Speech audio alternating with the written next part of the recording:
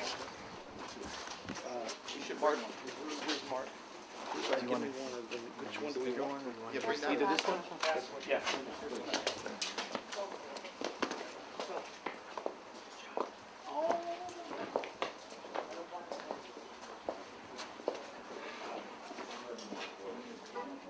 Probably nobody can do that where the menorah is displayed. Would that be a problem?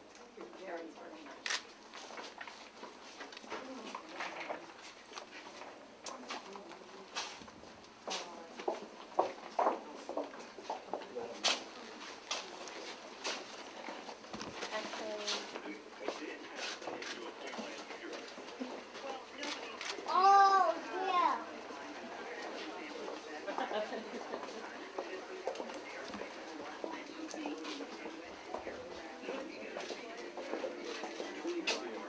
Very much.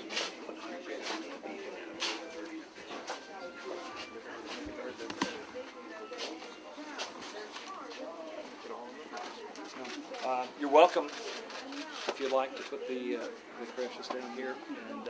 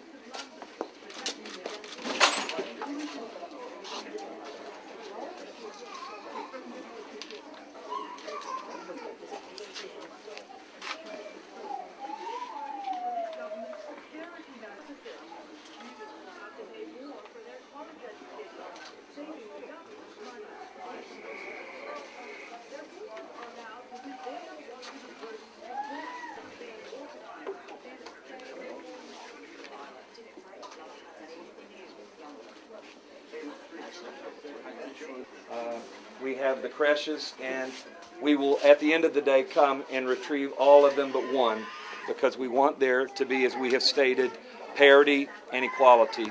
We're not looking to place ourselves in the ascendancy in any way.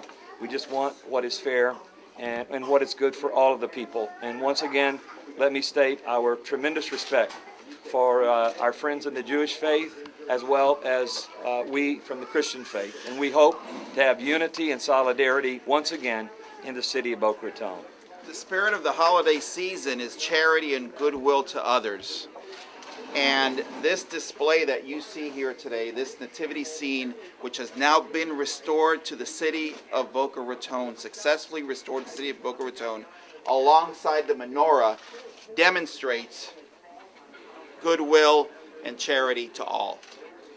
Thank you very much. And this will state, if they remove it, this will demonstrate in a very open way that how they feel about the Christian community. So we will see at the end of the day, as I said, we'll remove most of them, but we will leave the one, and we will see how the city responds to that, and that will give us a good indication of their position. Okay. I'd just like to say one thing. I think all fair-minded residents of Boca Raton will see the justification of our cause. Okay, thank you. Can you guys stay? I came in a little late. I just need to talk to you guys real quick. That's fine. Sorry. So, first, last name, say it and spell, please. Mark D. Boykin, Senior Pastor at Church of All Nations. Okay, and so tell me, I mean, some people say there's already a tree. Why even bother with putting in a manger? They've already portrayed one decoration, so to speak. Nowhere has a Christmas tree ever been venerated as a sacred object among the Christian faith. From Bethlehem to Boca Raton, the manger is always the symbol and the veneration of our Christian faith at Christmas. So the Christmas tree is a secular symbol, always has been, as far as I'm concerned, always will be. So it's the city that made that decision for us. So we feel that if you are going to place one sacred symbol or object there, why not place the other one? So you're saying that the city deliberately didn't put a manger here or a creche, as you call it, for a reason? Yes. Okay. They put up a new policy, okay, whereby only city-owned objects would be displayed. okay? So that's okay, we have no objection. But then they went out and bought 9 menorahs based upon that policy and no creches, okay? Does not speak discrimination. It's out and out. It cries out for its discriminatory policy. And that's what our goal is, to change that policy for equality. So are you giving these mangers now to the city? We would, but last year our experience was that they took the one that we gave them and put it in the lost and found. So we found it the next day in the lost and found. So what we did was we brought probably 30 to 40, and I sat there all day long to make sure they didn't take it away. At the end of the day, we left with it and we came back the next day.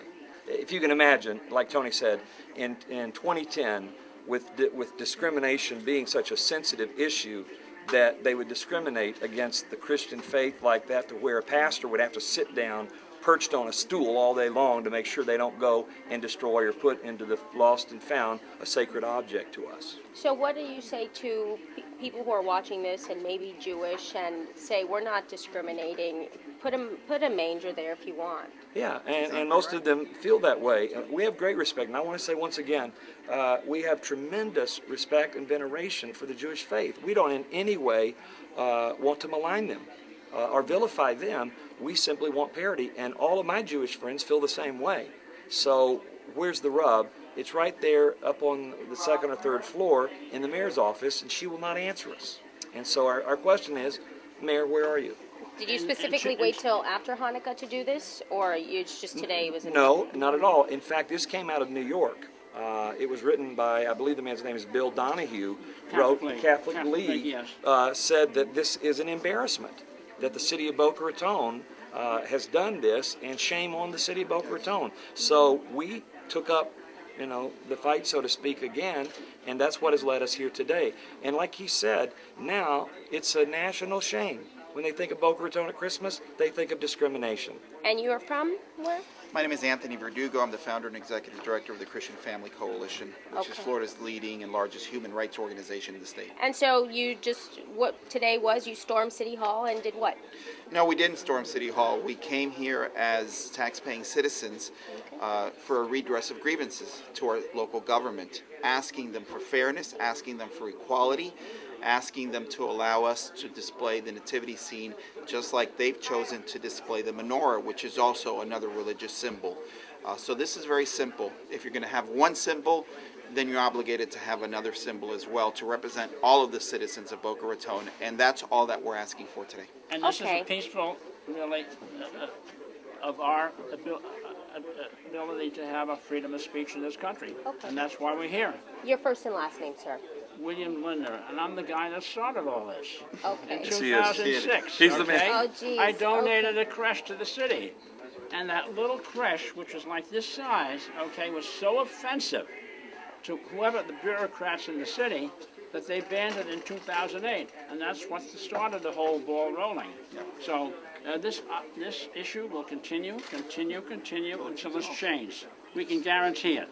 Could I ask you to do one thing? As a reporter, please read their statement carefully, because the last sentence in their statement essentially says that they have given us a First Amendment right zone, a place of free speech.